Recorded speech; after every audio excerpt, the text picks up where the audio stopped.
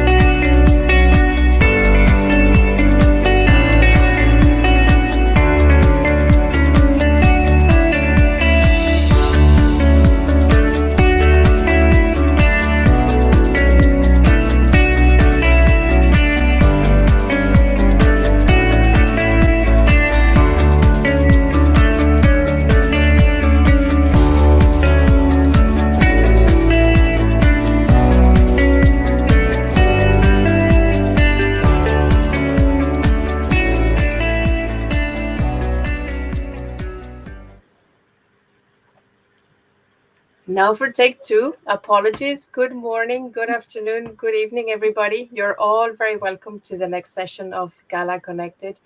Mouse forward.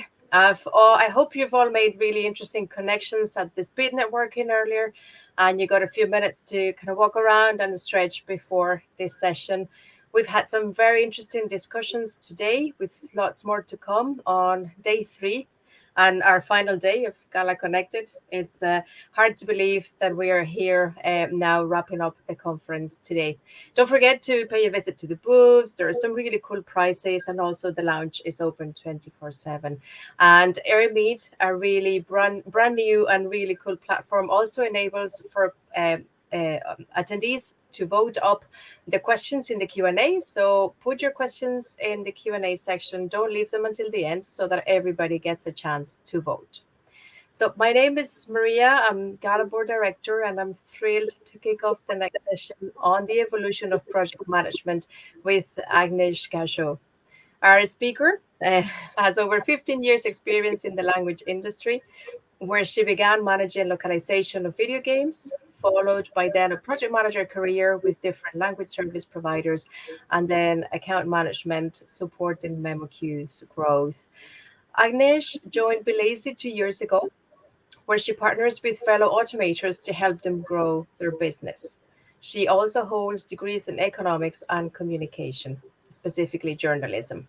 And in her spare time, Agnes enjoys horseback riding on a weekly basis and has recently become a very proud cat owner slash carer of a gorgeous 5-month young kitty named Yusuf. Agnes, the floor is yours. Feel free to share your slides and take it away. Thank you very much, Maria. And just in a second, I'm sharing the slides. There you go. So hello, everyone, and thank you for joining my presentation today. In my short talk, I'm taking the evolution of the project management under the magnifying glass. And first, I'm talking about how the tasks of project management have changed over the years. I picked some signature ones of the many, and then I'm listing a few trends that point towards to a more automated era, also in the management of the localization process. Finally, I'm trying to highlight the most exciting changes we may face in the industry, and also mention the must-haves for a smooth and major transformation. As you may know, earlier in my career, I worked as project manager, and also at Belazy, we work closely with PMs and their managers as well. And these daily experiences reminded me of something important to mention before we dive in, actually. A similar transformation that we are seeing now in project management was faced in our industry already, just with the translators. I'm sure that in a way, all of you dealt with this feeling.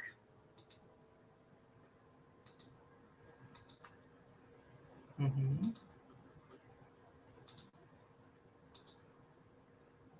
Tell us, what do you do, Mr. Simpson? Yes, I monitor the core temperature at the nuclear power plant.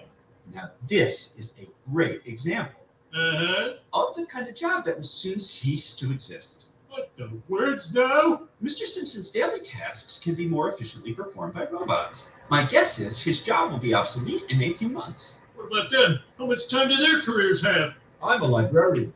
5 years. I just bought a New York City taxi medallion. 5 years ago. I do social media for a cannabis delivery company. You'll be fine. But all these other jobs will soon be made obsolete by automation.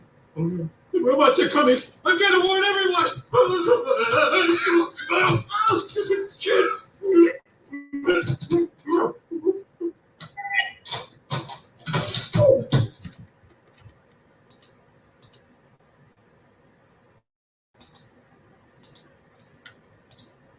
So yes, the fear, right? The robots are coming.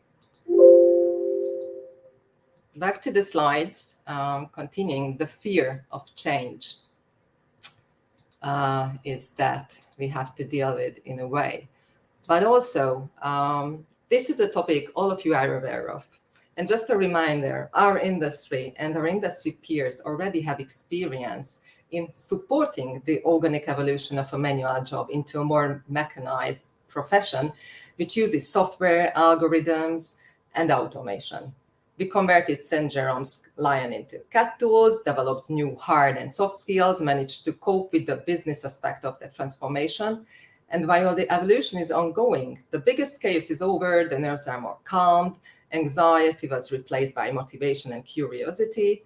So learn our lessons and take it easier and smarter with the project managers. We are who are the ones next in line. So now let's dive in. What is the goal of project management? If you want to use big words, it is to understand the goal of the customers and help them reach it by building up and operating processes for it. But if we put it simple and focus on the perceived goal, it is to deliver a text in a different language than it was originally written in. So to be able to reach the high-level goals, various skills are required. The listed ones on the slide I took from an actual job advertisement on LinkedIn, and this is the shortened list. Also, there is a whole arsenal of tools to achieve a perceived goal. Microsoft Office, Gmail, through various business and project management systems to cut tools. And my apologies, I couldn't help to play with the abbreviations here, my guilty pleasure with the letters. So if you break it down into tasks, we can say that project management is about the logistics of the translatable and securing its quality. It is to administer data, to create and manage processes, and of course, stakeholders. But while for a translator, the daily capacity of 2,500 words output is a well-defined KPI. For PMs, the KPIs are less defined. Meeting deadlines is one, but I think that's it pretty much. So this is because their tasks are miscellaneous. They do everything that no one else in the chain does. So now on the next slides, let's see what has changed in the task of the project manager, what and why can we hand over to a virtual project manager like, Alexa. So first, and let me switch the slides here. Yeah. So first, let's look at how project management was like 20 years ago, as I definitely don't want to talk about the typewriter here. So there were computers, there were CAT tools, and there were emails already commonly used. 20 years ago, the most common way to provide the translatable source files was to attach them to an email or upload them into an FTP. There were a big bunch of manual actions to carry out. Often even just to be able to read the file, we had to download and save it in a specific folder, then make a copy of it, then rename it according to the internal naming conventions, then extract the files if it was zipped, or copy-paste it from a different interface. And then delivering back in the required format was not easier and not less time-consuming. Not to mention the file preparation, the OCR process with removing all the hard returns and some of the nightmare, which I know are still reality in many cases. So all these manual actions were, of course, a good source for errors, including the evergreen, the missed attachment. So today, it is more common to provide a direct URL pointing to the already prepared source text, which can be forwarded to the linguist. With just one click, they can start working on it. This scenario actually requires that the translation buyer implemented a translation management system, and note this, because we get back to this, which is the common practice among the Gala audience as well, I believe. So the next one, quality. The consistency in a text adds to its quality, and one of the means of the quality management is the translation memory. So what does a translation memory mean from a PM perspective? 20 years ago, the TM maintenance was very much a human effort-heavy manual task, and there were also all kinds of attempts to build repositories. I also remember selecting several translation memories for a single project, hoping to include the right one in pursuit of the best quality, a higher quality. The vertical ones, the customer-specific one, a generic one, a working TM, and when the translation was delivered, then all cleaned up to the master TM. So that was that was really something to do. Nowadays, even the smaller companies have their own translation management system. The TMS is not a luxury anymore, but gains ground more and more, especially with the appearance of cloud technology. So once a management system is configured, it does not require daily maintenance anymore. However, regular review and fine-tuning is highly recommended, especially considering the frequent version updates with the new features in the tools. And at this point, I want to point out, but you already figured probably, that in my presentation, I focus on the tool-supported scenarios, not the special cases like projects for individuals. I haven't mentioned the supply chain yet. Everybody knows that the enterprise is on top, so as the owner of the translatable content, and I will get back to their change of responsibilities later. But here I just want to highlight again how they are more often equipped with TMS themselves, which is a key novelty in a way. And with this, the ownership of the translation memory management is transferred to them. They usually collaborate with the large MLBs, who then carry the role of the project management for them, and who work with a mix of smaller LSPs and freelance linguists, all working with various software products and provide the best quality for their customers. And with this, with all these players and tools, we arrived at the era of processes.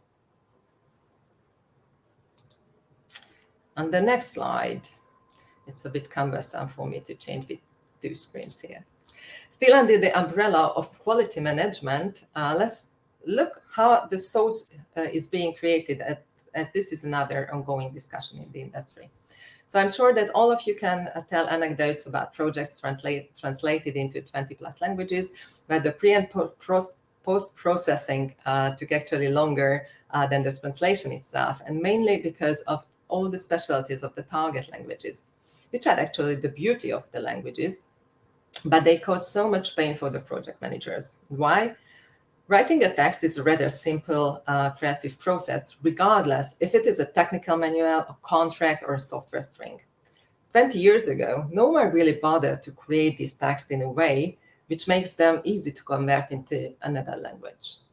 Internationalization was not a concept taken into consideration by software developers and marketing teams. Back then, the localization process included a long list of instructions and references for each linguist. So again, more chance to make mistakes, and the long and complex QA process in the end. Today, there are tons of references how to create content with future localization in mind. Besides, the linguistic experts and LSP representatives are on a mission to educate their customers and lobby to increase our visibility and thus importance for the companies. The earlier mentioned net of systems in the supply chain ensures an environment that decreases the possibility of errors in the translation, which then leads to simpler and shorter QA process as well. About the visibility, there was a heated discussion previously during the networking actually, so how far or how good we are doing with it, but yeah, that's another topic to discuss. Back to our topic today. So finally, we can notice a shift in the target of the quality evaluation. 20 years ago, the spotlight was on the translation itself, We ran spell checks to clean the typos, compared the documents to see if every paragraph was translated, and processed the feedback from the audience to make sure the right message went through, also in the localized text. Today, there is more emphasis on the service provider too. Both freelance linguists and agencies with their team of engineers, DTP specialists, vendor managers, and of course, project managers. How timely they deliver, how they handle feedback, what is the quality of the translated text they return. These all add up to their ranking in a very deep vendor pool, and their ranking affects the volume they are assigned, and also, of course, their receivables, their rates. And now that we reviewed how the task of project managers have changed in the last 20 years, we can analyze a few trends, as I promised in the beginning. So project management does not deal with work units or with individual solutions. Work streams and processes rule the localization. In the preparation, you may still need to check for hard returns, but you can build some unified and safer processes. And very importantly, in these streams, the enterprise is more conscious of their power and control content creation more closely, ensuring that the rules of internationalization are reflected in the output, so which is a more solid foundation for the automated project management. Localization processes also use more and more metadata, which have become the parameters describing the process requirements. Any automation is built on these parameters and enablers, and also the lack of these is a major obstacle for automation needs and efforts. An SLA is supposed to regulate these parameters and provide a framework for automation-based collaboration as well. Turnaround times, volumes, rates are all easily paired with metadata and also count as reference points in the process, around which both project managers and their virtual peers can create the localization. I must say that this is not yet a very common practice, and even projects that could be perfectly regulated by an SLE and thus automated easily are not regulated by it. And there is a variety in managing things that should be managed uniformly. So basic assumption from me was that software technology is way ahead of the real life practice, and technology users should catch up with it. Well, and we should catch up with maybe some other industry, as we discussed in the networking. Like we know that we need more process triggers in the tools we use for the sake of automation, so we should have standards and develop them. When do you assign a translation job? How it appears in the system? How do systems communicate with each other? These are all require rules to support the efficient project management.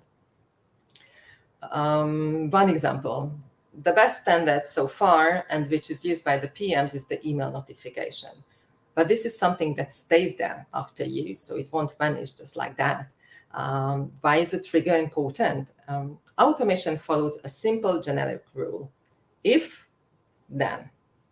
And without triggers, there is no if. So this is another task on the evaluation path.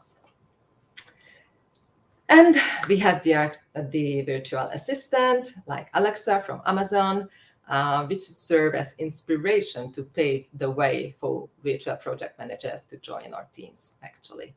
One of the leading MLVs that was recently acquired realized tens of millions USD revenue with projects without any human intervention. And this is 1/5 of their annual turnover. Question is, of course, that how much it costs them, right? And we know that the default go-to solution to handle large volumes is still just adding headcount, throwing more bodies on it. Where the industry should head towards to is actually to unlink the account and link the SLA to project management.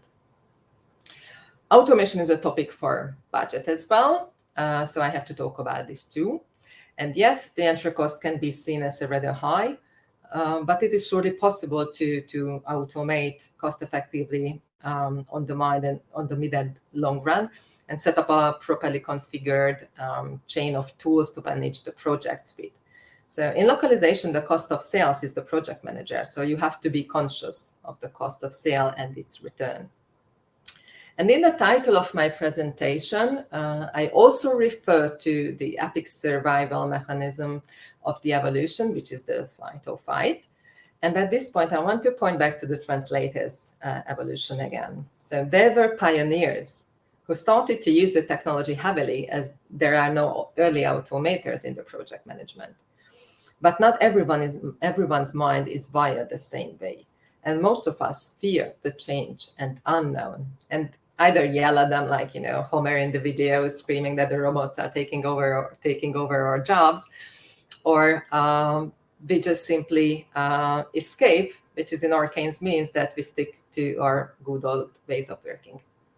And it takes time, both to rewire our brains and also to pioneer processes becoming the norm. And just another short example to mention is that machine translation, where we saw that the unique solutions don't work well and engines couldn't be customized to each company. But when we reconsidered the basics actually and improved the main engine itself, magic happened. And now people buy data to train their own engines. So build a good framework and then fill it with customized data. That can be the message here. And now quickly, I collected a few aspects of automated project management, which you could have heard already. But I think it is good to see them on one slide. And I say aspects as they do mean the same or do the same, but the limitation they overcome is different. So the fun fact here is that we ran a brief poll on LinkedIn just recently, where we asked how to call the project management without human intervention. And 80% of the voters said that it should be automated.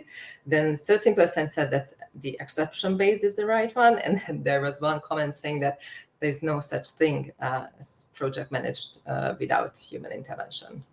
So, well, a machine does not need sleep or holiday or bio break, definitely.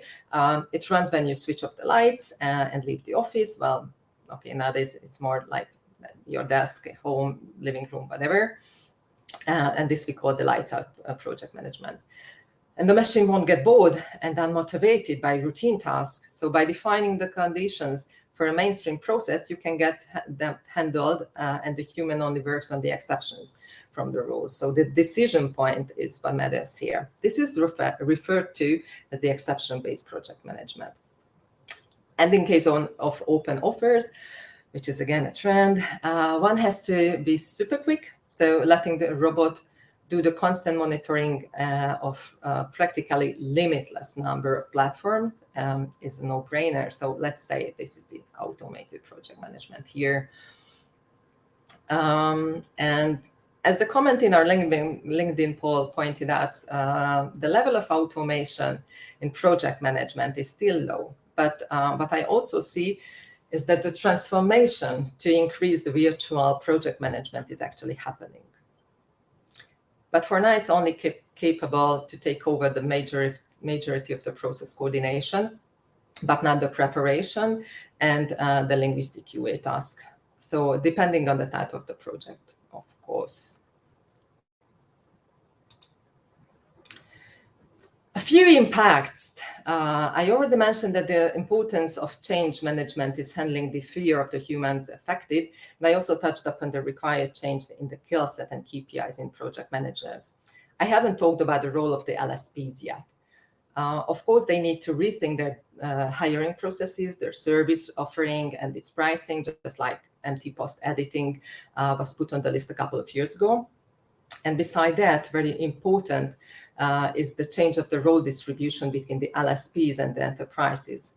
For instance, managing the translation memory used to be an LSP responsibility, but with the change in the workflow, switching to links from files, the shift towards the enterprises has started. And another example is actually the increasing number of the localization job advertisements on LinkedIn on the buyer side, which shows that the localization lobby is doing a good job, actually.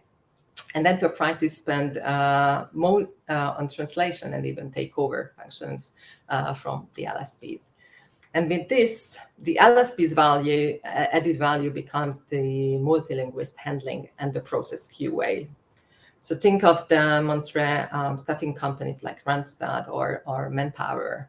Why to have this service in the internet era when career information is available for anyone pretty much? So the answer is the huge pool of resources they are able to handle. And yeah, I also promised a little practical guide for this. And with these memes, I'm of course joking, but what is not a joke that we at Be Lazy really work on a content to be published on the Gala platform, hopefully soon. And this is something that will be a practical guide for your automation journey and how to prepare for the process, what are the aspects to consider, what questions to ask, and when. So watch out for this white paper on the Gala platforms once again, and they will give you and give them a try before you flight or fight. Thank you very much. Thank you, Agnes.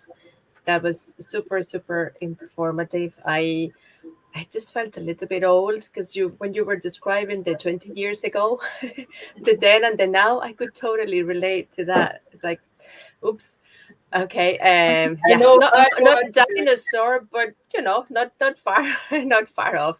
So while the audience is adding questions to the Q&A, we're gonna ask Pete to show us our virtual scribe and visual scribe to show us the amazing illustration he's been working I'm on so in the background. To see that.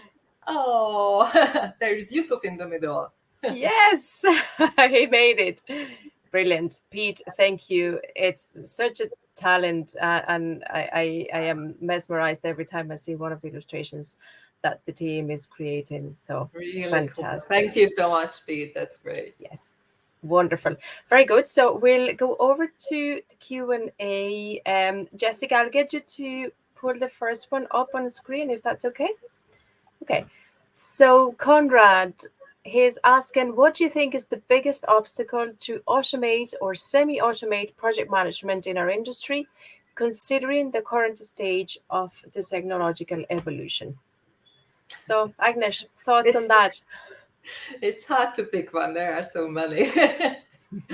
But the biggest could be, I would say, is the monitoring of the translator availability. This is a big topic that we see, and because regardless of how many billions of revenue you actually make, there is no way to record the assignments of your freelancers that they receive from other providers. Of course, you only have access to the ones that you give to them.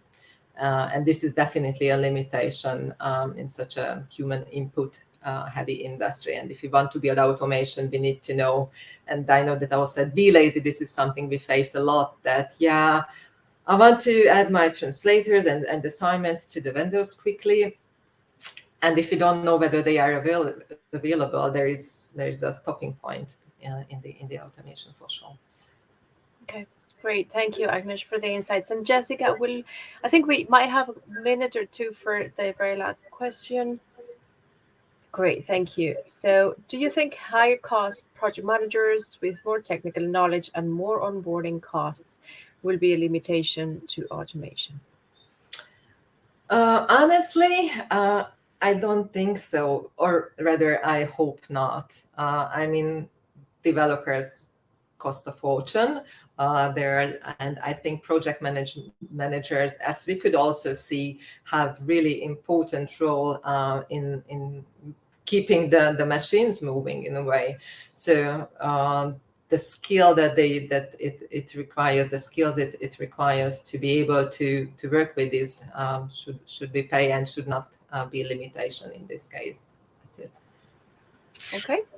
Great. Fantastic. Very good. And I know, Agnes, you're going to be around in the lounge and later on. So anyone who wants to chat more about lights up project management, automation, and the robots taking over, for sure can find you later on. So thank you again, Agnes. Thank you very much for a really fun and insightful presentation. We're off to the next session where we're going to learn about the last mile challenge in our industry. So I'll see you all there.